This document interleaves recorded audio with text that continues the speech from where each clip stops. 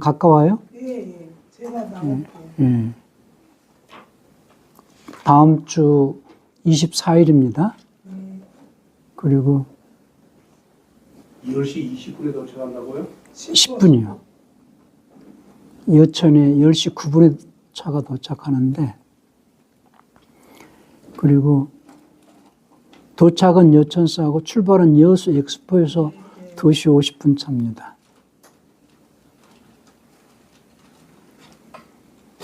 그러면 강의를 예, 강의를 오전에 10시 10분쯤 도착해서 도착하는 거기가 몇 시부터 강의하시죠? 아니면 거기 교회까지 오시겠구만요. 예, 10분에 도착하면 예. 반까지는 갈 수 있어요. 그러면 교회에서 강의합니까? 예. 예. 그러면 오전만 강의하면 돼요? 아니면 다 해요? 저녁에 또 오지. 펜션에서 먹을 거예요, 밤에.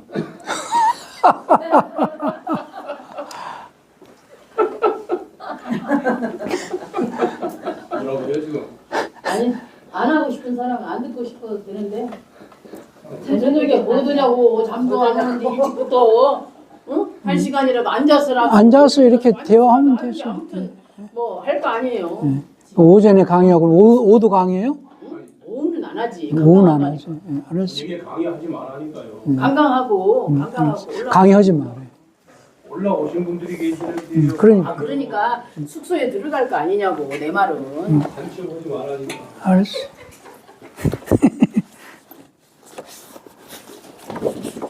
다음 주 종강이니까 그러면 미리 숙제도 좀 내줘야 되니까 그럼 이거 합시다.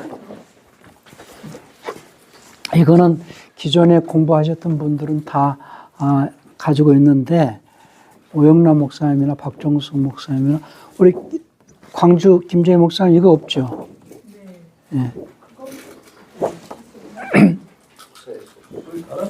네. 그거는 이제 이정도 목사님도 그 성태 목사님한테 달라고 하면 주실 거예요. 네. 네. 이게 이제 성경에 대해서 성경이 이제 그 히브리식으로 얘기하면 키아즘 구조로 돼 있어, 대칭 구조로 돼 있다는 거예요. 그래서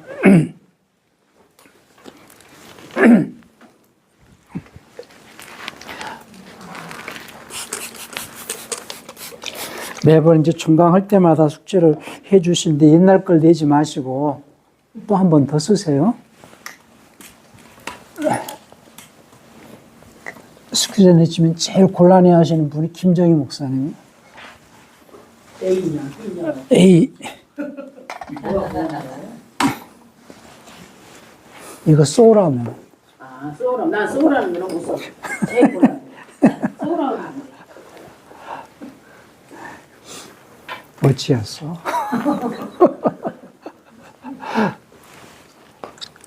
그러니까 성경 전체는 예수에 대해서 얘기를 하고 있고, 예수 이름은 이제 올드 테스트먼트로 되어 있고, 구약은 이제 여기는 뉴 테스트먼트인데, 예수 이름 자체는 마태복음 1장 21절에서 자기 백성을 죄에서 구원할 자다. 그래서 이 내용은 이제 온 인류를 그 원죄에서 구원한다. 그래서 마태복음 20장 28절에서 인자가 온 것은 섬김을 받으러 온 것이 아니요 섬기려고 많은 사람들의 대속물로 주러 왔다. 그래서 온 인류를 구원하러 오셨다. 그것은 원죄에서 온 인류를 구원하러 오신 분이다. 아멘. 육체로 오실 때에. 그래서 구약의 내용은 이제 보통 우리가 모세가 받았기 때문에 모세의 법이라도 하지만 율법인데, 율법은 메시아, 세상을 구원하러 오시는 예수님, 육체로 오신 예수님을 기다리게 하는 법이거든요. 그래서 예수 이름 자체가 마태복음 1장 21절에서 자기 백성을 죄에서 구원할 자다. 이렇게 말했고, 또 이제 마태복음 1장 23절에서 임마누엘이라 하리라 했기 때문에 이는 하나님이 우리와 함께 한다라는 의미는 영생하시는 하나님과 연합되어지는 거거든요. 그래서 하나님은 거룩하신 분이기 때문에 거룩함이 없이는 아무도 주를 볼 수 없다고 히브리서 12장 14절에서 말씀을 했어요. 그래서 죄가 있는 상태에서는 하나님과 연합이 안 되니까 먼저 죄를 사면해 주시고 이제 하나님과 연합되게 하신다. 그래서 영생하신 하나님과 연합되어졌을 때는 영생이다. 그러니까 여기는 죄 사면, 여기는 영생이다. 그래서 예수 이름은 죄 사면과 영생의 이름이다. 여기는 온 인류를 원죄에서 사면하기 때문에 대속이고, 죄에서 사면 받은 자들이 하나님과 연합되어진다라는 개념에서 구원받은 자들이 하나님께 속하신다는 구속 개념이다 이 말이죠. 그러니까 대속과 구속의 이름이다. 그래서 이제 그 성경을 단면으로 보지 말고 이렇게 항상 중첩이 되어 있다. 성경은 구약과 신약이 성경이 중첩이 되어 있잖아요. 붙어 있잖아요. 그래서 제가 비유하기를 돈이라는 것은 한 면만 그림이 있으면은 5만 원짜리 한 면이 그림이 5만 원짜리 한 면만 그림이 있으면 얼마예요? 네, 2만 5천 원이 아니에요. 그러니까는 구원이라는 것이 많은 그리스도인들이 대속만을 생각을 하기 때문에 예수님이 우리를 구원하셨다라는 것을 믿는다는 거죠. 그걸 믿으면 이제 하나님과 연합되어야 된다는 거예요. 근데 이제 한국 교회는 지금 이게 굉장히 그 오해가 되어진 부분이 예수님이 우리를 구원하셨다. 어디에서 구원했냐? 원죄에서 구원하셨다라는 거예요. 그래서 제가 그러니까 예수 이름은 구원의 이름인데 쉽게 해서 구원이잖아요. 예수 이름은 구원의 이름인데 여기는 구조, 여기는 구제. 육체로 오셔서는 온 인류를 죄에서 건지러 오셨다. 그리고 똑같이 여기는 육체로 오셨지만 여기는 성령으로 오신다는 거죠. 네? 성령으로 오실 때는 구제를 이루시기 오셨다. 그래서 이제 히브리서 9장 아까 28절 얘기를 했는데요. 저가 죄와 상관없이 두 번째 오실 때는 구원에 이르게 하려고 오셨다라고 할 때는 육체로 오신다는 얘기가 아니에요. 육체로 오시는 것은 대속을 이루어 오시고 성령으로 오시는 것은 구속을 이루어 오시는 거거든요. 근데 똑같이 육체로 오시는 것도 예수 이름으로 오시고 성령으로 오시는 것도 예수 이름으로 오시는 거예요. 그러면 이 시대에는 성령이 역사하는 시대거든요. 그러면 율법은 육체로 오시는 예수님을 알아보고 영접하게 하기 위한 법이 율법이에요. 그러니까 율법을 모르면 예수님을 알아보지를 못하게 돼 있어요. 율법은 예수님을 알아보고 영접하게 하기 위한 법이에요. 그러면 여기는 율법과 대칭해서 여기는 믿음의 법이거든요. 믿음의 법은 성령이 오실 수 있도록 성령을 영접하게 하기 위한 법이에요. 네? 그러니까 성령이 오셔서 우리 안에서 하나님의 아들들로 자라갈 수 있도록 생명을 공급할 수 있게 역사하시는 영이. 그래서 이제 그랬다가 성령 얘기할 때에는 홀리고스트냐, 홀리스피릿이냐, 대문자 스피릿이냐.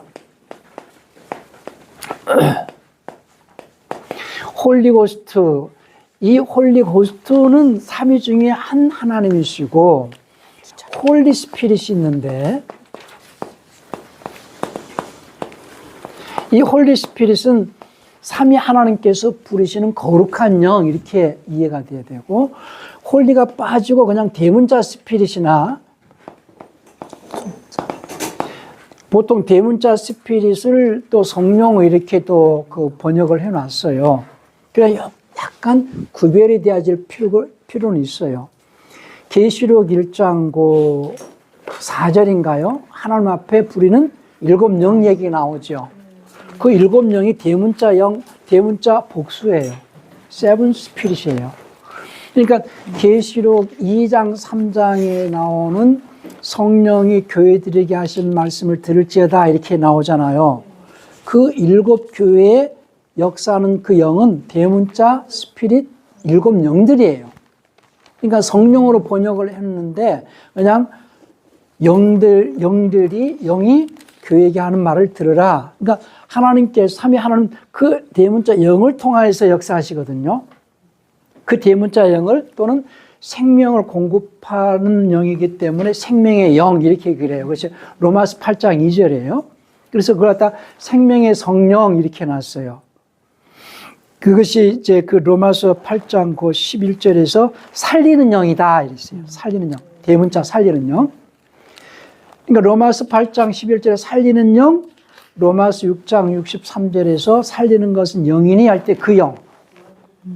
6장 63절에서 살리는 것은 영이니 육은 무익하니라 내 말이 영이요 할 때는 소문자고 살리는 것은 영이니 할 때는 대문자 영이고 그 대문자 영은 로마서 8장 3절, 8장 2절에 생명의 영이고 그리고 로마서 8장 11절에 살리는 영이고 그 영은 그 계시록 1장 4절에 7 영 그리고 계시록 2장 3장에서 교회의 역사하는 그 영들 그 대문자 영.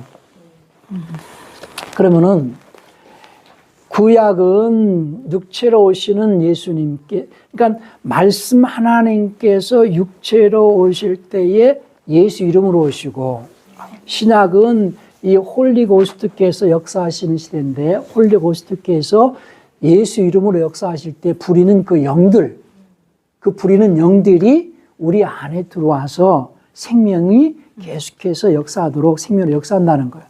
그러니까 우리 안에 우리를 성전 삼고 임하신 그 성령은 홀리고스트가 아니고 그냥 하나님께서 부르시는 거룩한 영이다 이거예요. 그걸 성령으로 해놨어요. 이걸 구별해야 되는데 개역성경은 홀리고스트 성령, 홀리스피리트 성령, 대문자 스피리트 성령 이렇게 구별이 안 돼 있기 때문에 이걸 조금 더 섬세하게 구별해 줄 필요가 있다. 성경을 연구하는 분들은. 그래서 고린도전서 3장 16절에서 너희가 하나님의 성전인 것과 하나님의 성령이 이렇게 됐잖아요. 거기는 하나님의 영이다 그 말이에요. 이 영.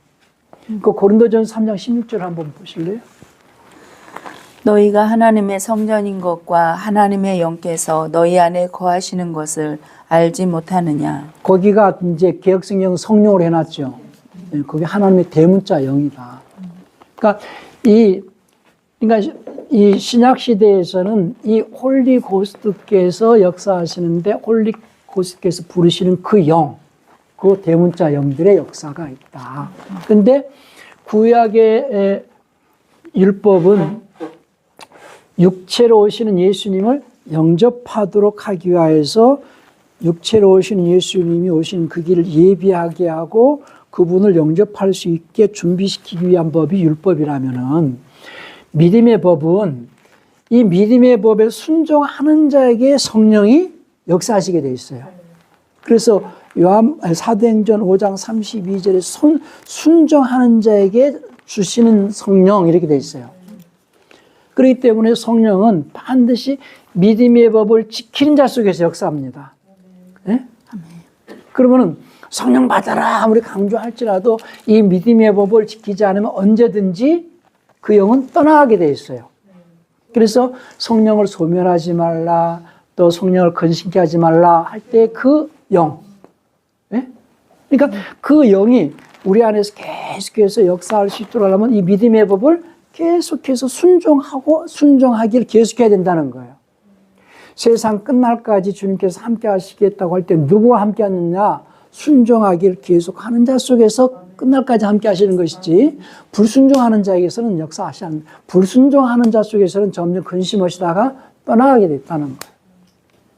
이제 이런 것이 나중에 성령론에서 성령론을 가르칠 때 신학 교수가 2000년 전에 그 마가다락방에서 성령이 임하시고 그때 오시고 끝 이렇게 가르치는 분도 있고 또 성령은 영원히 떠나지 않고 계시는 분 이렇게 가르치는 분도 있고 그런데 성령 계속해서 임하시는 분이다. 이 성령 임하시는 분이다 하는 것은 전기가 지금 들어오고 있죠? 네. 전기가 들어오고 있다는 걸 뭘로 입증하고 있어요? 빛이 나잖아요. 그러니까 내가 세상의 빛으로서 살아가는 그 상태는 곧 계속해서 내가 생명을 공급받고 있다는 걸 입증하는 거거든요. 예? 그래서 항상 로마서 8장, 로마서 12장 1절, 2절에서 그랬죠. 하나님의 선하시고 기뻐하시고 완전하신 뜻이 무엇인지 입증하라는 거죠.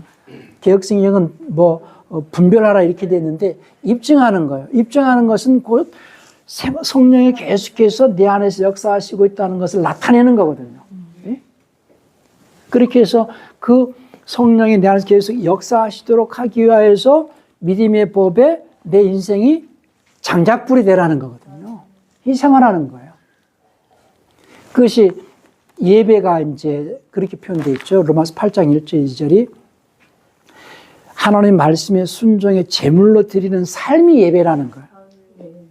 교회당에서 모여가지고 예배 형식만 갖추서 이렇게 하는 게 아니라 예배의 시작은 교회당에 와서 설교를 마음으로 듣는, 마음으로 받는 그때가 시작이고 교회당 밖에 나가서 생활 속에서 그 말씀에 자기 인생의 순종의 제물로 살아내는 게 예배다. 살아낼 때에 성령께서 생명을 계속 공급해 주셔가지고 변화를 일으킨다는 거예요. 그래서 이 대칭이 전부 그 대칭으로 되어 있다는 거죠. 그래서 여기는 대속, 예수님이 대속, 십자가에서 대속을 이루신 것은 구조를 했다. 이걸 다른 표현은 이건 여건이 발급이 됐다는 거예요. 그러니까 누구라도 신청만 하면 준다는 거예요. 근데 죄인은 신청을 해도 안 주잖아요. 그러니까 예수님을 누구라도 믿는 자는 여건이 발급이 된다는 거죠. 그럼 여건이 발급됐으면 천국은 최고의 수준으로 올라가는 나라니까 비자를 받기 위해서 준비하라는 거예요. 비자를 준비하기 위해서는 이렇게 준비를 해라 하는 것이 신약의 믿음의 법이거든요. 믿음의 법을 지켜냄으로써 비자를 준비해라. 이제 요 구조로 되어 있다는 거예요. 그래서 올드 테스트먼트는 여하튼 테스트먼트는 히브리서 9장 16절 17절에서 유언은 유언한 자가 죽어야 효력이 있다고 그랬잖아요. 근데 하나님의 여기도 아까 교리 전부가 하나님의 교리거든요. 전부가 하나님의 교리고 율법도 진리고 믿음의 법도 진리인데 율법은 예수께로 인도하는 진리고 믿음의 법은 하나님께로 인도하는 진리인데 이 하나님의 말씀은 의의 말씀이기 때문에 의인이 그 말씀에 순종으로 죽을 때 효력이 있다는 거예요. 아멘. 의인이. 아멘. 그러니까 구약은 언제 효력이 나오느냐? 의인은 없나니 하나도 없기 때문에 구약의 말씀을 지킨다 해도 생명의 효력이 나오지 않아. 누가 와서 죽어야 효력이 나오느냐? 예수님이 오셔야만이 구약에 수고한 율법을 수고한 모든 자들 생명의 효력이 나오게 되어 있어요. 아멘. 그러니까 그들은 율법을 지키면서 메시아가 오기를 기다리는 거예요. 아멘. 네? 그런데 신약의 내용은 예수님의 대속으로서 죄 사면을 받았잖아요. 그러니까 그 예수를 믿는 자들이 의인의 신분이 되었기 때문에 의인의 신분이 되어진 자들이 신약의 말씀에 순종으로 죽을 때 생명의 효력이 나오게 돼 있어요. 구약의 내용은 아무리 그들이 잘 지킨다 할지 현장에서 나오는 게 아니에요. 현찰이 아니에요. 요거는 약속 의무와 같아요. 당자 수표와 같아요. 날짜가 딱 돼야 효력이 나오게 돼 있어요. 예수님이 오셔야만이 효력이 나오는데 신약은 현찰이에요. 현찰. 그래서 신약의 말씀에 순종으로 지킬 때에 생명이 공급되어지게 되고 변화가 받게 되고 그걸 갖다가 이제 거듭남이라고 하는 거죠. 이번 주가 부활주일이잖아요. 원래는 매주가 부활주일이어야 돼요. 그러면 우리가 거듭남, 부활 이 얘기를 이제 안 할 수가 없는데 사람이 거듭나지 않냐면 요한복음 3장 3절에서 주님께서 말씀하신 사람이 거듭나지 않냐면 하나님 나라를 볼 수 없다고 그랬죠. 그러면 거기서 사람은 거듭나는 존재라는 거예요. 예수를 믿든 예수를 믿지 않든 사람은 거듭나는 존재다. 할 때 그 거듭남은 영어 표현으로는 born again이거든요.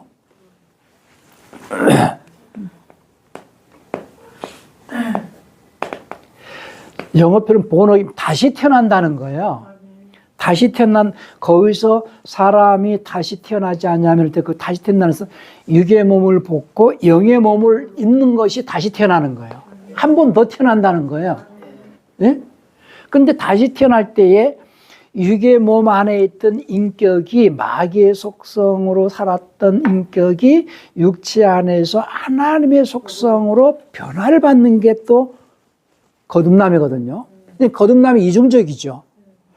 그러니까 육체를 벗고 영의 몸을 입는 것은 이례적 변화입니다.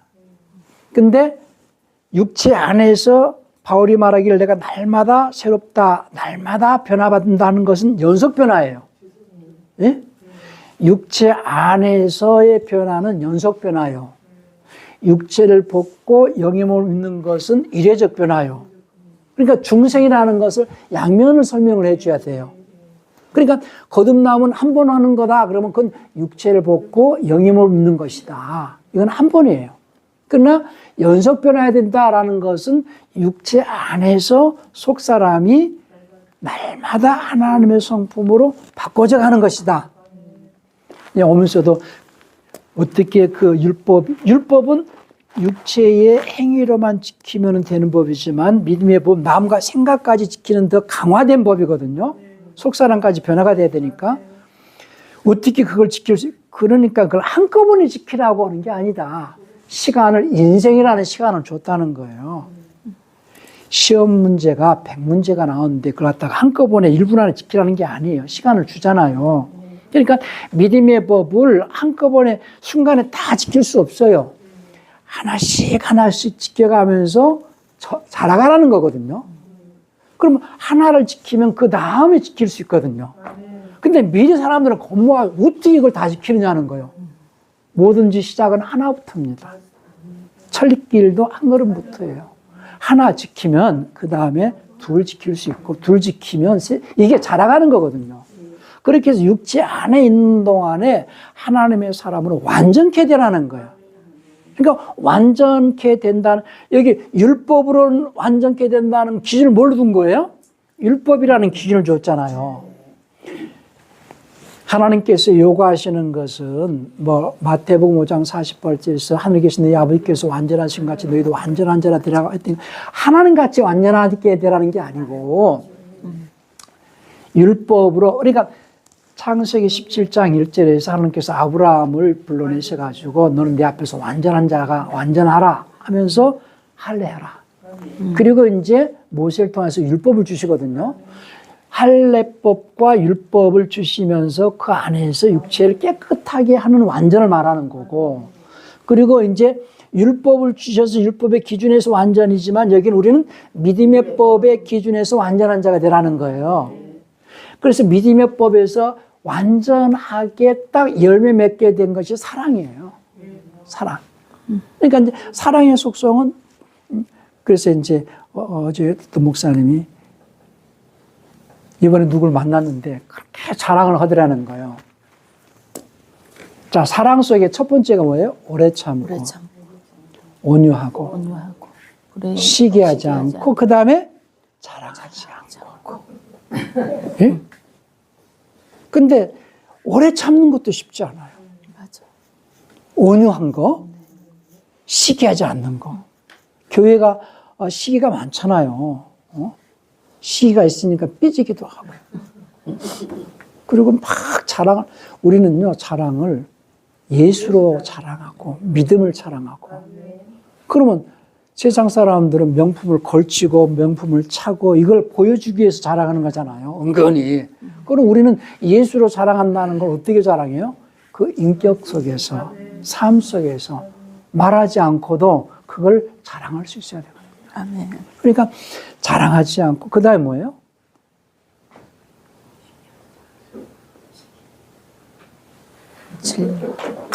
악한 것을 생각하지 않고, 불을 기뻐하지 않고, 급히 성내지 않고, 자기 유익을 굳지 않고, 진리와 함께 기뻐하고. 그러니까는, 자, 처음부터 내가 알려드릴게요.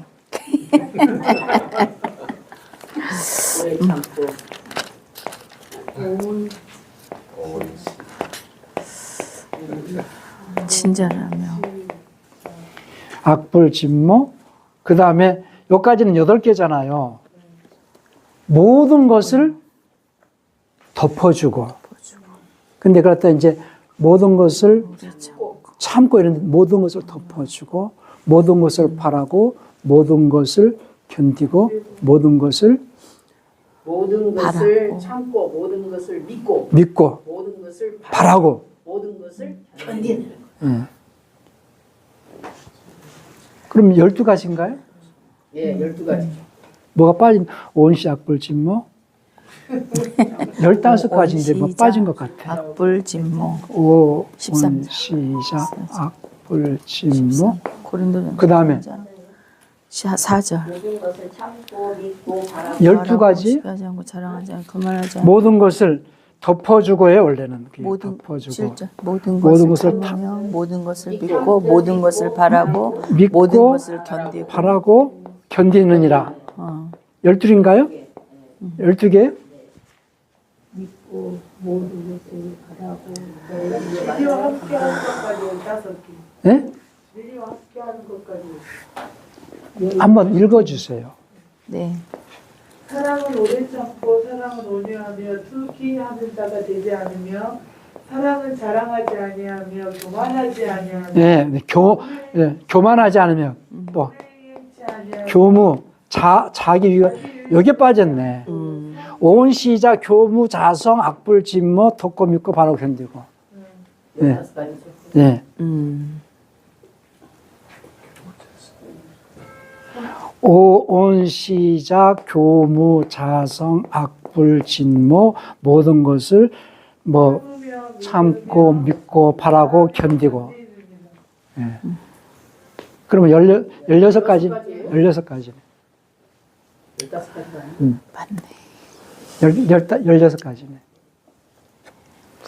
그러면 이게 성령의 열매 중에서 첫 번째가 사랑인데, 온시 그러니까 성령의 열매가, 교모 자성 성령의 열매가 악불, 진모 사랑과 희락과 기쁨과 오래 참음과 또 자비 양선 충성 온유 절제 절제 9가지 있잖아요. 네. 근데 거의 사랑 안에 다 들어가 있는 내용들이에요. 사랑 안에 다 들어가 있는. 그러니까 항상 요 사랑 속에 있는 요 속성이 내 안에서 지금 나타나게끔 애를 쓰는 거거든요. 그러니까 내 속에 오래 참는 게 있느냐, 온유함이 있느냐, 시기하지 않는 거냐, 자랑하지 않는 거냐, 세상 것으로 자랑하려고 하지 않는 거냐, 악을 생각하지 않고 불을 기뻐하지 않고 진리 않게 기뻐 모든 걸 참고 교만하지 않고 무례 행치 않고 자기의 유익을 굳지 않고 급히 성내지 않고 모든 것을 덮어주거든요. 이게 덮어주고 모든 것을 허물을 덮어준다는 거예요. 허물 덮어주고 믿어주고 바라고 견디느니라. 나라고 견디고 그러니까 항상 이것이 내 안에서 이게 이것을 믿고 쉽게 해서 뭔가 모든 것을 패스츄리 이렇게 쌓여지듯이 바라고 쌓여가면서 견디는 변화되어지는 거, 이거를 변화시키는 이 과정을 이제 성화라고 말하죠. 성화 과정을 위하여서 내가 날마다 거듭난다. 그러니까 이것을 목적으로 날마다 달려가는 것이 변화받는 것이고 이것이 연속적인 변화로서 거듭남을 말하는 거예요. 그래서 거듭남이란 육의 몸을 벗고 영의 몸을 입는 거, 다시 태어나는 거, 그것이 이례적 변화고 육체 안에서 속사람이 믿음의 법을 가지고 이렇게 변화받는 거, 그건 연속 변화다. 이제 그래서 그것을 거듭남이라고 말하고 부활이라고 말한다. 근데 예수를 안 믿는 자들도 부활하고 예수를 믿는 자들 부활하고 예수를 안 믿는 자도 거듭나고 예수를 믿는 자도 거듭난다. 그러면 이제 사람들이 예수 믿는 자들이 예수 안 믿어도 거듭나. 그러면 어떻게 생각을 해요? 천국 간다 생각. 그러니까 이제 그 설명이 필요하잖아요. 예수 안 믿는 자도 거듭난다. 그거는 육의 몸을 벗고 영의 몸을 입고 태어난다. 예수 안 믿는 자 부활한다 이 말이죠. 그러나 예수 안 믿는 자가 거듭날 수 없다라는 얘기는, 예수 안 믿는 자가 거듭날 수 없다는 얘기는 속사람이 변화되지 않는다는 거예요. 그래서 지금 구약의 사람들은 속사람이 변할 수가 없다는 거예요. 예? 왜? 생명의 성령이 역사할 수 없으니까. 그러니까 아까 그래서 로마서 8장 그 4절에서 생명의 영의 법의 요구가 이루어질 수 없다는 거예요. 예? 그러니까 로마서 8장, 이제 이 설명을 들으면 로마서 내용이 또 조금, 그 8장이 조금 더 쉽게 이해와닿는데 8장 1절이 예수 안에 있는 자는 정죄함이 없다. 그들은 육을 쫓지 않고 영을 따라 행하는 자들이다. 1절에 그렇게 돼 있고 2절에 생명의 영의 법이 죄와 사망의 법에서 우리를 해방했다 할 때에 죄와 사망의 법 아래 있는 것은 율법 아래 있다는 얘기죠. 우리는 생명의 영의 법 아래 있는 것이고 그게 3절이잖아요. 그러니까 이제 그러나 하나님께서는 육신이 연약할 수 없는 그것을 죄와 사망의 법으로 사망의 법이 요구하는 그 의를 육신의 연약함으로써 속사람까지 의를 나타낼 수 없으니까 예수님을 보내셔가지고 육신의 죄를 정해가지고 의와 생명의 영의 법의 요구가 우리 안에서 이루어지게 하려고 한다는 거죠. 네? 생명의 영의 법의 의가 우리 안에서 이루어지게 한다. 속사람을 거듭나게 하려고 한다. 이 얘기거든요. 그 로마서 8장 4절 내용이. 그러니까 이 구조로 되어 있다. 성경은 전체가. 그래서 율법 아래 있는 자들은 속사람이 거듭날 수가 없다는 거예요. 그러나 이제 예수님이 이제 이질이 낙원에 있다가 부활 때에 뭔가 어떻게 변화는 일어나겠지만은 하나님의 백성의 신분으로 변하지 아들의 신분으로 변화되는 건 아니다는 얘기예요. 이해가 되셨죠? 네. 그래서 그러니까 구유언도 유언이고 신유언도 유언, 그러니까 성경은 유언의 책이다. 그런데 그걸 갖다가 전부 성찬도 이 잔을 받아 마셔라. 이 잔은 내가 너희와 세우는 새 언약이 아니고 유언이. 그래서 뉴 테스트먼트거든요. 새 유언. 자, 그 확인합시다. 새 언약. 그 히브리서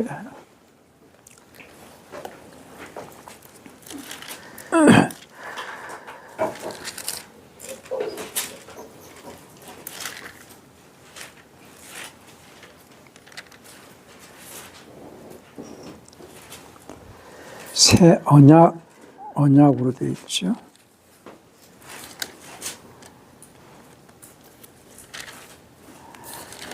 새 언약이 이제 나오는데. 첫 유언도 피 없이 세워진 것이 아닌 거 아니고? 다 마찬가지예요. 그것도 고린도전서 11장 25절 한번 볼까요?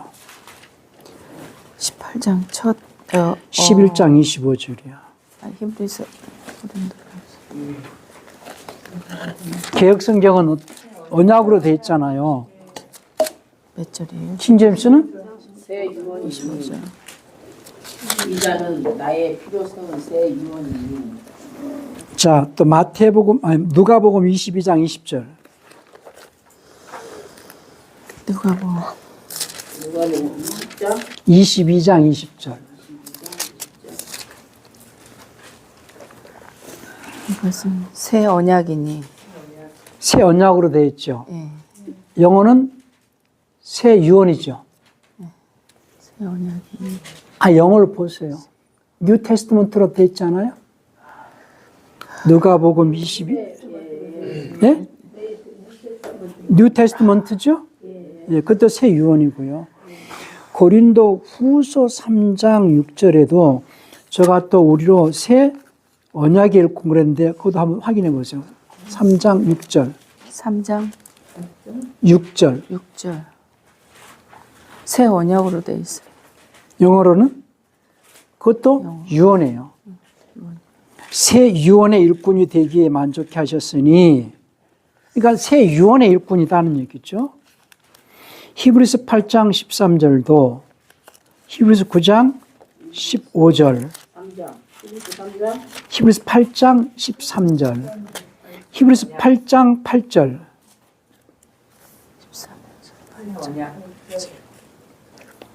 전부 언약으로 해놨잖아요. 네. 전부 유언이에요. 히브리서 9장 15절, 히브리서 12장 24절. 성경은 유언의 책이다. 지금 한국교회는 구약, 신약 그래가지고 언약이라고만 이렇게 얘기를 했기 때문에 그 뉘앙스가 살지 않는다는 거예요. 그래서 그 얘기 했나요? 하나님은 아브라함하고 약속하시고, 그러니까 처음에는 약속했잖아요.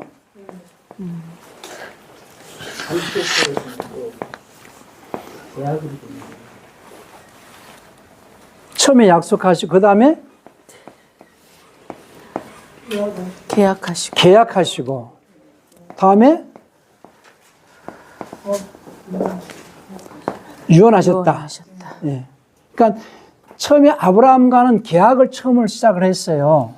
아니 약속을 했어요. 창세기 12장에서 12장 1절 2절에서 너는 내 본토 친척 아버지 집을 떠나 내가 너에게 복을 주겠다 할 때에 그 복은 영생이었고 영생을 주겠다는 약속을 받고 나오죠, 아브라함이. 그래서 그 약속을 잘 안 지켜지니까 계약을 하는 거예요. 창세기 17장 그 4절에서 계약을 하는 거예요. 그걸 또 언약으로 바꿔놨기 때문에 사람들이, 그러니까 약속하고 계약의 차이는, 약속은 법적인 용어가 아니에요. 그렇죠. 계약은 법적으로 책임을 져야 돼요. 그리고 상호 간에 유익이 있어야 되고, 그게 계약이에요. 근데 그 계약이 언제 효력이 나오느냐? 죽어야 효력이 나오니까는 테스트먼트가 되는 거예요. 예? 그러니까 하나님의 그 약속의 순서는 처음에 약속이고 계약이고 그 다음에 유언이다. 그러면은 그 유언은, 그래서 이제 히브리서 9장 16절 17절에서 유언은 유언한 자가 죽어야 효력이 있다. 그래서 이스라엘은 처음에 약속이 잘 안 되니까는 할례로 계약을 하시면서 모세를 통해서 율법을 주셨잖아요. 그래서 할례로 계약하시고 율법을 지키는 그 계약의 효력이 유지가 돼야 된다는 거예요. 네. 아브라함과 계약하시고 이삭을 두고 맹세를 하시잖아요.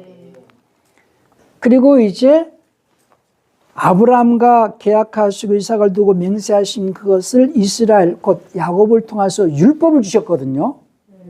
그래서 하나님은 아브라함과 계약하시고 이삭을 두고 맹세하시고 야곱에게 율법을 주신 하나님인데, 산자의 하나님이 죽은 자의 하나님이 아니다 하는 얘기는, 아브라함과 계약하시고 이삭을 두고 맹세하시면서 이스라엘에게 율법을 주신 그 계약의 효력을 살아있게 한 자의 하나님이다 그 말이에요. 아브라함도 죽었고 이삭도 죽고 야곱도 다 죽었지만은 계속해서 그 아브라함의 자손들은 아브라함과 하나님과 계약한 그 계약의 효력이 살아있게 하기 위해서 뭘 해야 돼요? 할례를 받으면서 율법을 지켰다는 거예요. 네? 그러니까 그 계약법, 하나님과 아브라함과 맺은 그 계약의 효력이 나타나기까지 그 계약이 살아있어야지, 그 계약의 효력이 나타나기 전에 계약 자체를 갖다가 어겨버리면은 죽여라 하는 것이 율법이에요. 네? 이해가 되셨죠? 네. 그래서 아브라함은 죽은 자의 하나님이 아니요 산 자의 하나님이다 라고 할 때에 아브라함과 계약하시고 이삭을 두고 맹세하시고 야곱을 통하여 주신 그 율법을 지키면서 하나님과 맺은 그 계약의 효력을 살아있게 하는 자들의 하나님. 그래서 그 계약의 효력이 나타나게 하시려면은, 자, 유언은 유언한 자가 죽어야 된다고 그랬죠. 예수님이 죽으셔야 되잖아요. 그럼 유언을 누가 했다는 거예요? 죽은 자가 있죠. 유언은 누가 했다는 거예요? 죽은 자가요. 그러니까 예수님이 언제 유언하셨다는 거예요? 아브라함 때 와가지고, 아브라함 때 오셔가지고 그분이 유언했는데 그때는 천사의 모습으로 오셨기 때문에 죽을 수가 없잖아요. 그렇죠? 그러니까 그분이 죽으시려고, 죽으셔야 효력이 나오니까 유언이고, 죽으시기 위하여서 사람으로 오셔야 되는데 누구의 육체를 입고 오실 것이냐. 그래서 아브라함의 씨와 계약이 됐다는 거예요. 아브라함의 씨. 이게 또 중요합니다. 자, 히브리서 2장 16절 여기 중요하다는 거예요. 2장 16절. 이는 주께서 진실로 천사들의 본성을 입지 않으시고 아브라함의 씨를 입으셨음이라. 예. 개혁성이 그렇게 안 돼 있죠? 예. 그게 그런 부분이 굉장히 중요한 부분이라는 거예요. 이 내용이 그래서 제가 늘 강조하는 게 왜 개혁성경과 킹제임스 성경, 왜 킹제임스 성경을 봐야 되는 이유, 이런 내용의 차이로 인하여서 전체적인 틀이 안 잡혀지잖아요. 틀이 잡혀져야 되는데, 그러니까 하나님께서는 천사들의 본성을 취하지 아니하시고 천사들의 본성을 입지 아니하시고 아브라함의 씨를 입으셨다라는 거예요. 그러면 그분이 천사들의 본성을 입으실 수 있어요, 없어요? 천사들의 본성을 입으실 수 있죠. 예? 근데 천사들의 본성을 입지 아니하시고 왜 아브라함의 씨를 입으셨느냐 하는 거예요. 왜 사람으로 오셨느냐 는 거예요. 그러면 아브라함 때 나타나셨을 때 창세기 그 18장 1절에 아브라함이 천사, 세 천사 나타났죠. 두 천사는 그 소돔 고모로 갔죠. 한 천사가 주님이잖아요. 그때 천사의 모습으로 그분이 나타나셨어요. 예? 구약에서 주님은 천사의 모습으로 나타나셨어요. 천사의 모습으로 나타나셔서 아브라함에게 유언의 말씀을 했어요. 근데 그 유언의 효력이 나오기 위해서는 자신이 죽어야 되잖아요. 죽기 위해서는 사람으로 오셔야 되는데 누구의 씨를 입게 돼 있어요? 아브라함의 씨를 입게 돼 있어요. 그래서 그분이 십자가에 죽으심으로써 그 율법을 지킨 자들의 효력이 나타나게 된다라는 얘기예요. 그 씨라는 말을 해석을 할 때 예. 사람으로 오셨다 그 뜻보다도 씨라는 그 개념을 생각할 때 항상 우리는 그 정자라는 개념을 많이 생각해요. 그렇죠. 그래서 그걸 해석을 할 때 우리가 아브라함의 그 족보 가문으로 오셨다, 가문의 사람으로 오셨다 이렇게 표현하니까 그냥 이 씨드라는 표현을 정자라는 우리나라 사람들은 이제 그 남존여배 사상이나 유교 사상이 있기 때문에 남자에게 씨가 있고 여자가 바치고 뭐 이렇게 표현을 하지만은 성경적인 개념의 이 씨드는 그냥 육체라고 생각하시면 돼요. 육체. 성경적으로서는 이 육체. 그래서 창세기 3장 15절에서 우리나라 유교적인 관점에서 여자의 씨 얘기를 하니까 이해가 안 되잖아요. 그래서 여자의 후손으로 이렇게 살짝 바꾸는 거예요. 자, 창세기 3장 15절 한번 보시겠어요? 창세기 3장 15절. 읽으세요. 내가 너와 여자 사이에 또 내 씨와 그녀의 씨 사이에 저기를 두리니 그녀의 씨는 너의 머리를 부술 것이요 너는 그의 발꿈치를 부술 것이라 그러니까 하시고. 여자의 씨 얘기 나오잖아요. 그럼 우리나라 문화 속에서 유교적인 관점에서 여자가 무슨 씨가 있나? 이게 이해가 안 되잖아요. 그러니까 여자의 후손으로 그렇게 됐을 거예요. 그렇죠? 개혁성경은. 오 목사님 책으로 한번 읽어보실래요? 내가 너로 여자와 원수가 되게 하고 네 후손도 여자의 후손과 원수가 되느니 여자의 후손은 네 머리를 상하게 할 것이요 너는 그의 발꿈치를 상하게 할 것이요. 그러니까 여자의 후손으로 바꿔놨잖아요. 그게 여자의 씨다 이거 여자의 씨. 그러면 거기서 여자의 씨는 아담의 씨를 얘기하는 거거든요. 아담. 예? 그러니까는 이브도 아담이에요. 그냥 아담이라는 말 자체는 사람이라는 뜻이에요. 예? 그래서 이제 그런 것이 창세기 5장 2절을 또 읽어주세요. 주께서 그들을 남자와 여자로 창조하셨으며 그들이 창조되던 날에 그들에게 복을 주시며 그들의 이름을 아담이라 부르셨느니라. 아담을 다른 말로 사람이라고 그래요. 그러니까 그들이 아담이다. 그러니까 여자도 아담이고 남자도 아담이에요. 그냥 이브는 그 남자가 자기 부인을 이브라고 불렀을 뿐이에요. 예? 이브 따로 이 아담은 남자 이름이고 이브는 여자 이름이 이런 말이 아니에요.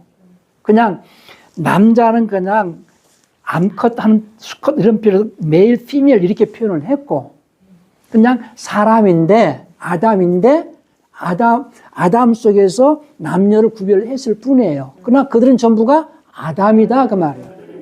그러니까 여자의 씨는 곧 아담의 씨다 그 말이에요. 예? 그래서 하나님께서 창세기 1장 28절에서 우리의 형상과 우리의 모양을 따라 사람을 만들자 이렇게 얘기했잖아요. 그 사람은 아담을 만들자. 왜 아담을 만들려고 하셨느냐? 말씀님이신 그분이 아담으로 오시려고, 사람으로 오시려고. 그러니까 로마서 5장 14절에서 첫사람 아담은 오실 분의 모형이라 그랬어요. 자, 로마서 5장 14절 읽어주세요.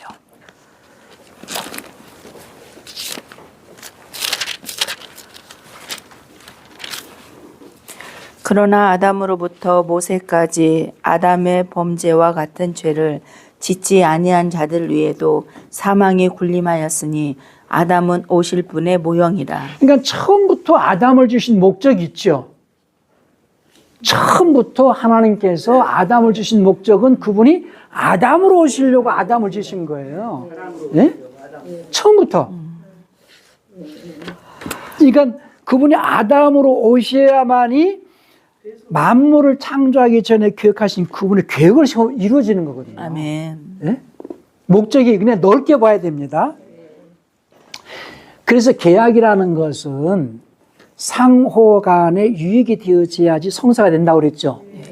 그러니까 하나님께서 아브라함과 계약을 하실 때에 아브라함 입장에서는 죄를 사면받고 영생 얻는 데 목적을 뒀어요. 아브라함은 영생 얻는 거니까. 하나님의 입장에서는 그 계약을 통하여서 뭘 성취하시려고 하시느냐? 아브라함의 씨를 내가 얻어가지고 십자가에 죽으셔야 부활로서 그 왕국의 기초를 놓는 거예요. 털을 닦는 거예요. 왕국 권세를 털을 닦는 거예요. 그러니까 하나님 입장에서는 아브라함의 씨가 필요하니까 계약을 하신 거예요. 이해가 되셨어요? 네. 그러니까 십자가에 죽으실 때에 이 말씀님께서 다 이뤘다. 왜? 자신이 아담으로 오셔서 하나님의 성전의 털을 닦는 데까지는 그분이 이루신 거예요. 살리시는 것은 본인이 살리신 것, 저절로 자기 스스로 사신 거예요? 하나님이 살리신 거예요? 하나님이 살리신. 하나님 살리실 문제는 아버지 문제고, 내게 맡은 그 사명은 털을 닦는 거고, 죽는 게 내 사명이에요. 그러니까 말씀에 순종하러 죽는 게 사명이에요, 사람은. 사람은, 아담은 말씀에 순종으로 죽는 게 사명이다. 그러니까 아담의 씨, 여자의 씨, 아브라함의 씨, 근데 그분이 왕으로 오시기 때문에 다윗의 씨 이렇게 얘기하는 거예요. 로마서 1장 3절도 한번 보실까요? 어떻게 또 이렇게 흘러가는데 이거 얘기하려고 하는 게 아닌데 지금. 로마서 1장 3절 보세요. 이 복음은 그의 아들 예수 그리스도 우리 주에 관한 것으로 그는 육신으로는 다윗의 씨에서 나셨으며 다윗의 씨에서 그랬다 이제 개혁성은 다윗의 혈통으로 바꿔놨죠. 그러니까 이게 점이 연결이 돼야 선이 되잖아요. 선이 있어야 그림이 그려지죠. 그러니까 전부 그 점을 갖다가 엉뚱한 데다 찍어 놓은 거예요. 네? 로마서 1장 3절도 점을 엉뚱하게 찍어 놨고 히브리서 2장 16절도 점을 엉뚱하게 바꿔놓고 찍어놓고 했잖아요. 왜? 그림이 안 그려지게끔, 틀이 안 잡혀지게끔, 성경 전체의 의도가 어떤 뜻인지 모르게끔 전부 바꾸고 빼고 더하고 이렇게 해놨다는 거예요. 아담의 씨로 오실 분, 그래서 여자의 씨로 오실 분, 그리고 왕으로 오시기 때문에 다윗의 씨, 아브라함의 씨. 아담의 씨, 여자의 씨, 그러니까 아담의 씨, 여자의 씨, 아브라함의 씨, 다윗의 씨. 사람으로 오시는데 그분은 왕으로 오신다는 거죠. 왕족으로 오시겠다는 거예요. 그러면은 그분이 왜 사람으로 오시려고 하시느냐? 여러 가지 중첩되어진 그 이론들이 들어가 있는데 그 중에 하나가 그분은 육체 안에서 육체 안에서 자기 자신, 인간들을 위하여서는 죄 문제를 해결해 주시고, 자신은 육체라는, 그 예수님이 입으신 육체는요, 죄로 숙성되어진 육체예요. 네? 쉽게 얘기해서, 첫사람 아담이 육체를 입고 죄를 짓지 않았을 죄가 숙성이 안 됐어. 비유로 하자면 불순종을 통하여 죄의 씨가 들어와서 죄가 숙성이 됐어, 그 안에서. 예? 죄가 숙성이 돼가지고 죄성으로 충만한 육체를 입으신 거예요. 그것이 이제 이 로마서 8장 그 15절인가요? 8장 3절이다. 로마서 8장 3절 읽어주세요. 우리 오영남 목사님 책을 읽어보시고. 율법이 육신으로 말미암아 연약하여 할 수 없는 그것을 하나님은 하시나니 곧 죄로 말미암아 자기 아들을 죄 있는 육신의 모양으로 보내요. 죄 있는 육신이잖아요. 그게 sinful flesh거든요. 죄성으로 완전히 숙성된 육신 안에 오셨다는 거예요. 그러면 또 이제 잘못 이해하면요, 예수님이 죄인이란 말이냐 또 이렇게 또 이제 시비 거는 사람들이 있어요. 그분이 입으신 육체가 죄성으로 충만했다는 거고, 히브리서 4장 15절은 그분은 죄가 없으신 분이다 그랬어요. 자, 히브리 4장 15절 보세요. 이는 우리의 대제사장은 우리의 연약함을 동정할 수 없는 분이 아니요 모든 점에서 우리와 마찬가지로 시험을 받으셨지만 죄는 없으신 분이기 때문이라. 그러니까 그분은, 그래서 원래 그분은 하나님이시잖아요. 그럼 하나님은 신성이거든요. 신성이신 그분이 죄 있는 육신 안에, 인성 안에 들어오신 거예요. 그래서 인카네이션이라는 거예요. 그래서 하나님께서는 육체 안에 오셨다는 걸 강조합니다.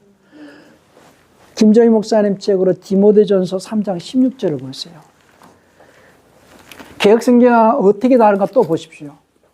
디모데전서 3장, 예.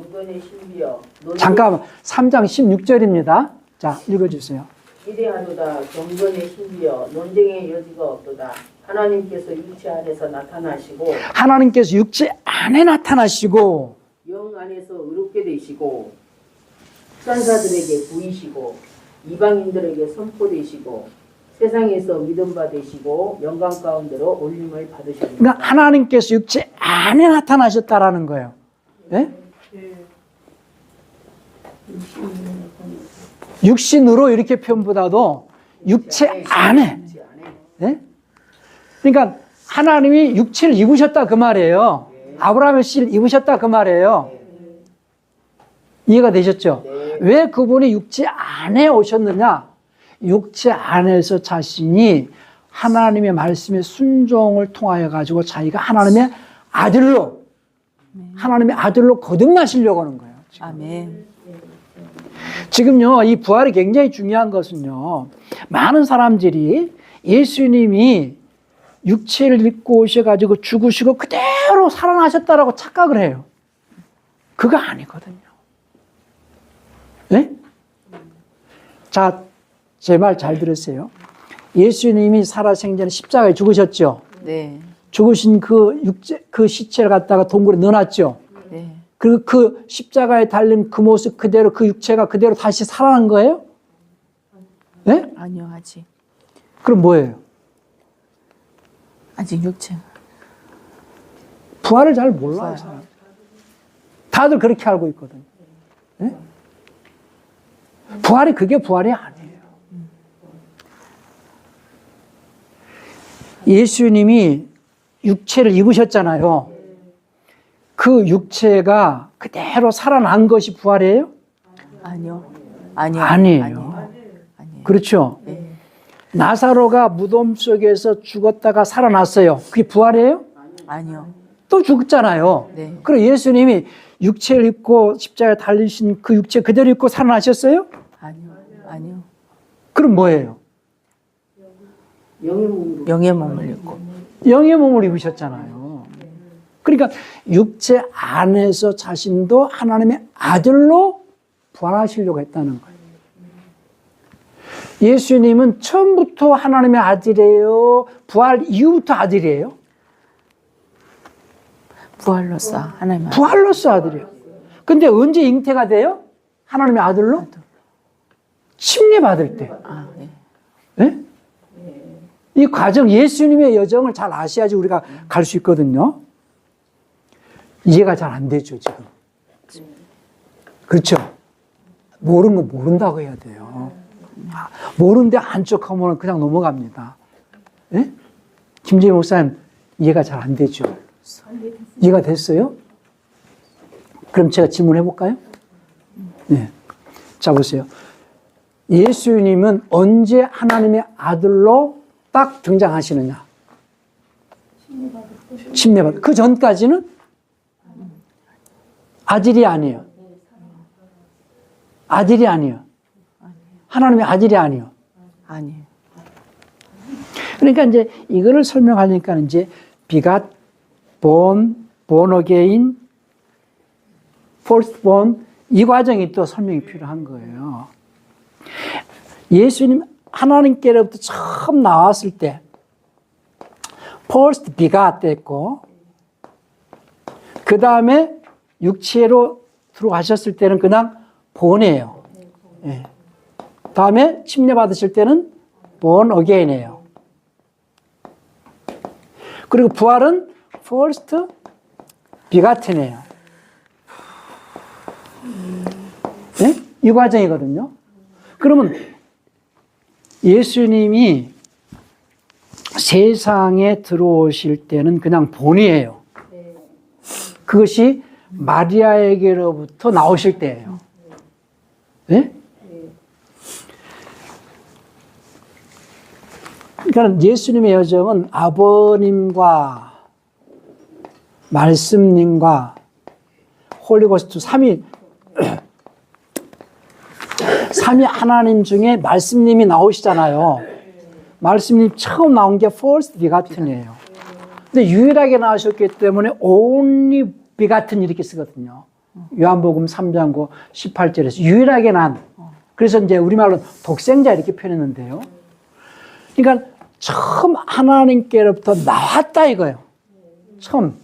그러니까 모든 만물보다 먼저 나신 분 이렇게 표현하는 거예요. 그것이 빌립보서인가요? 빌립보서 1장 15절인가요? 골로새서인가? 빌립보서인가? 봅시다. 빌립보서 6장이 없어요. 골로새서 봅시다. 네?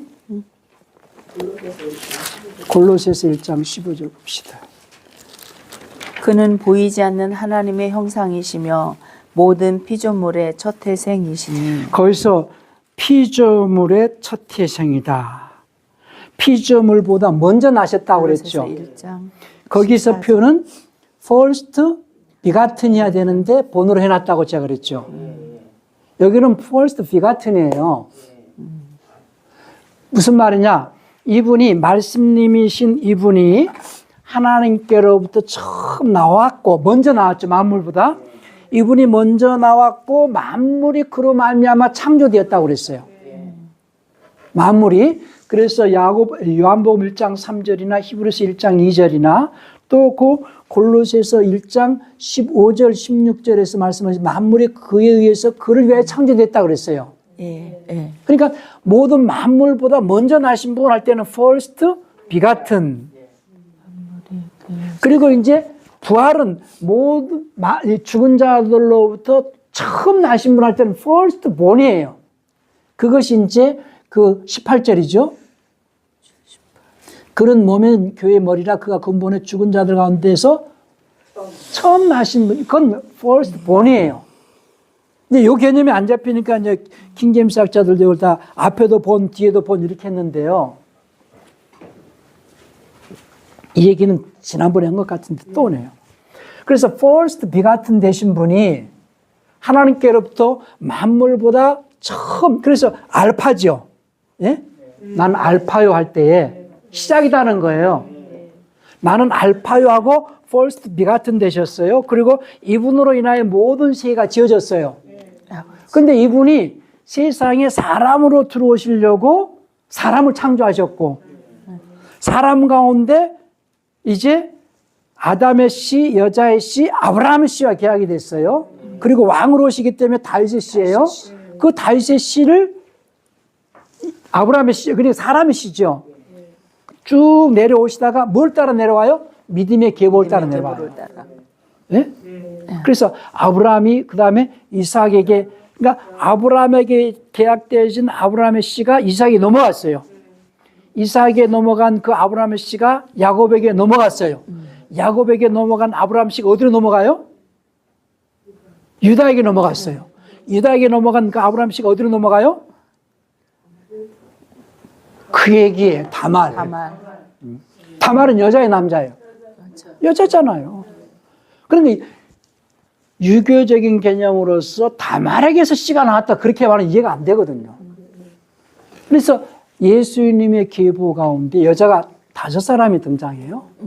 다말, 룻, 라합, 바세바, 마지막이 마리아요. 마리아의 남편이 누구예요? 요셉. 그 요셉에까지 아브라함의 씨가 이렇게 믿음으로 계속 넘어왔단 말이에요. 요셉까지 넘어온 아브라함의 씨가 이제 누구한테 넘기려고 그래요? 마리아에게 넘기려고 할 때에 왜 물어보시냐? 드디어 마리아 안에서, 마리아의 자궁 안에서 그 아브라함의 씨를 입으시려고. 네? 드디어 이제 때가 차면 이런 말을 많이 해요. 하나님의 경륜의 때가 찼어요. 그분의 계획 속에서 요셉에까지 넘어와 있던 아브라함의 씨를 이제 마리아에게 넘기면서 그 안에 마리아의 자궁 안에서 하나님께서 그 아브라함의 씨를 입으시려고 물어보는 거예요. 그게 이제 섭리라고 그랬죠. 근데 그것을 받아들이는 순간에 마리아는 목숨을 걸어야 돼. 맞아요. 네? 그 섭리가 그렇게 무섭다는 거예요. 아멘. 받아들이겠느냐? 주여. 주여. 주여. 그래서 그걸 그때에 드디어 하나님께서 세상에 들어오시는 날. 그것이 이제 히브리서 1장 6절을 보세요. 1장 6절이요. 모든 것이 내 계획대로 안 되네요. 또다시 그분께서 첫째로 나신 분을 세상으로 데려오실 때에 말씀하시기를 하나님의 모든 천사들은 그에게 경배하라고 하셨으며. 거기서 첫째로 나신 분 그랬어요? 첫째로. 거기는 first 첫째로. 뭐예요? 퍼스트 비같은데. 그러니까 first 비같은 처음으로 그 이제 하나님께로 처음으로 나오신 분이 어디에 들어오실 때에? 세상으로. 세상에 들어오실 때. 언제 세상에 들어와요? 마리아의 통해서. 그리고 7절에서 뭐라고 얘기를 해요? 7절에 그 천사들에게 관해서는 말씀하시기를. 아니, 6절 하반절에서 하나님의 모든 천사들은 그에게 경배하라. 경배하라 그랬죠? 예. 누가복음 2장 13절 14절을 보세요.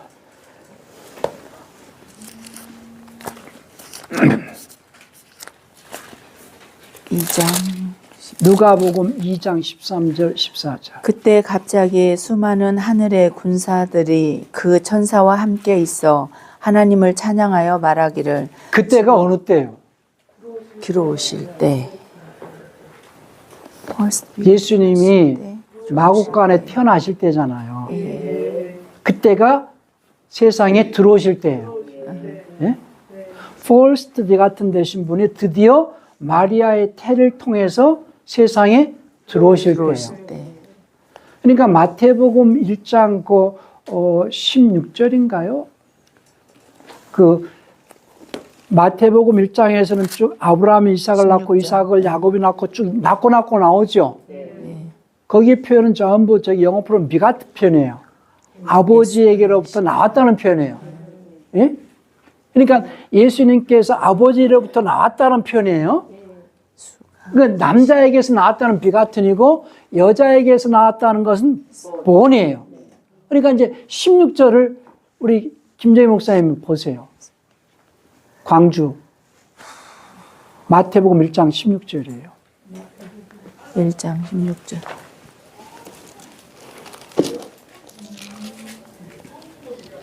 본. 마리아의 남편 요셉을 낳았으니 마리아에게서 그리스도를 칭하는 예수가 나시니라 그랬잖아요. 네. 그 전까지는 전부 비갓을 썼죠. 네. 마리아에게서 나시니라 할 때는 본을 썼죠. 네. 네? 네. 그러니까 아버지에게로부터 나올 때는 비갓을 썼고 여자의 어머니에게서 나올 때는 본을 쓰는 거예요. 우리말도 아버지는 날 낳으시고 어머니 날 기르신다고 그러잖아요. 그러니까 아버지께로부터 처음 나오셨기 때문에 first begat을 썼고 드디어 아버지에게로부터 세상에 처음 나오신 분이 세상에 들어오실 때가 언제냐? 마리아에게로부터 태어나실 때. 그러니까 이제 하나님의 아들은 언제부터라고 말할 수 있냐면은 나오는 시점부터예요, 사실은. 예? 나오는 시점부터. 근데 여기는 이제 기간이 필요하잖아요. 비갓되신 분이 보험되는 과정이 있잖아요. 기간이 필요하죠. 그리고 드디어 그분이 이제 사람으로 이렇게 나오셨어요. 예? 그리고 사람으로 나오셔가지고 언제 드디어 육체 안에서 하나님의 아들로 임신이 되느냐? 예? 임신이 되느냐? 침례 받으실 때. 그러니까 이제 하늘로서 요한에게 침 낳고 올라오시 하늘로서 소리 나기 전에 내 사랑하는 아들이요 내 기뻐하는 자니 그때부터 비로소 공식적으로 그건 이제 사람으로 말한다면 수정이 된 거예요. 그리고 이제 공생의 기간 동안에서 육체 안에서 자신이 하나님의 아들을 자라가서 십자가에 죽으시고 부활로서 하나님의 first born이 되신 거예요. 만물보다 먼저 나셨다 이렇게 되는 거예요. 예? 요 여정이 하나님의 아들의 여정이거든요. 이것이 우리가 가야 할 여정이고 이것이 구원의 여정이에요. 자, 그러면은 여기서 이제 질문 들어가는 것이 그럼 마리아가 낳은 것은 하나님의 아들을 낳았느냐? 아브라함의 씨를 낳았느냐? 아브라함의 씨를 낳은 거예요. 근데 마리아가 낳은 그 예수님이 하나님의 아들이라고 말하면은 카톨릭의 교리를 세워주는 거예요. 네?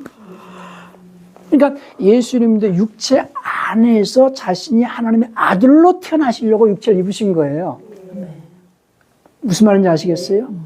그러니까 여자에게서 나시고 할 때는 갈라디아 4장 4절에서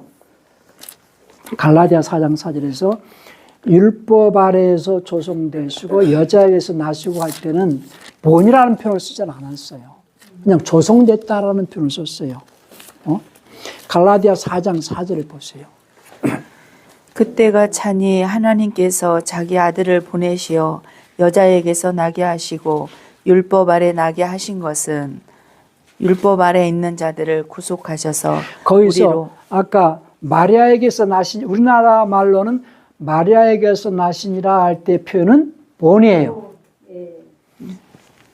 율법 아래 나게 하시고 여자에게서 나신 것 거기는 갈라디아 4장 4절에서는 메이드라는 표현을 썼어요. 조성됐다는 거예요. 육체 안에서 조성이 됐다는 거예요. 예? 그러니까 사람은 그래서 제가 얘기하는 사람은 하나님의 아들이 태어나게 할 목적으로 존재하는 것이 사람이라는 거예요. 처음부터 하나님께서는 아담을 창조하신 것은 그 아담 안에 누가 태어나게 할 목적이었어요? 하나님의 아들. 그 하나님의 아들로 처음 태어나신 분이 누구예요? 예수님이에요.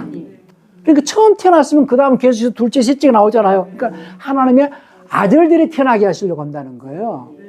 그래서 모든 피조물들은 썩어짐의 종로릇을 하는 것은 그 속에서 하나님의 아들들이 태어나게 되기 때문이라는 거예요. 그것이 로마서 8장 19절부터 21절이죠. 또 읽으세요.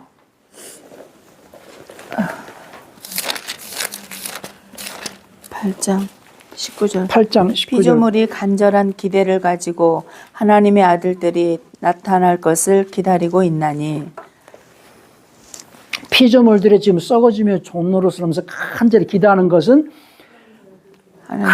보세요. 하나님께서 아담을 창조하시고 난 다음에 모든 피조물들을 지배하고 정복하고 다스리라 그랬어요. 아무리 사나운 맹수라도 아무리 큰 코끼리라도 사람들이 다 지배를 하고 모든 것을 우리가 입고 먹고 마시고 생활하는 모든 것들은 모든 피조물들을 우리를 위해서 제공을 해주고 있어요. 식물이든 동물이든 광물이든 모든 피조물들이 여기에 있는 것들이 다 어디서 나온 거예요? 다 거기서 나온 거 아니에요. 예? 그러면 모든 동식물과 모든 광물과 모든 피조물들이 하나님의 아들들에게 썩어짐의 종로로서라는 것을 통해서 사람이 살아갈 수 있는 환경을 다 제공해 줘라. 먹을 것 따라 먹을 것 주고 입을 것 따라 입을 것 주고 뭐 필요한 거 다 제공해 주라. 왜? 그 사람 속에서 누가 태어나게 돼 있어요? 하나님의 아들들이 태어나게 할 목적이다 그 말이에요.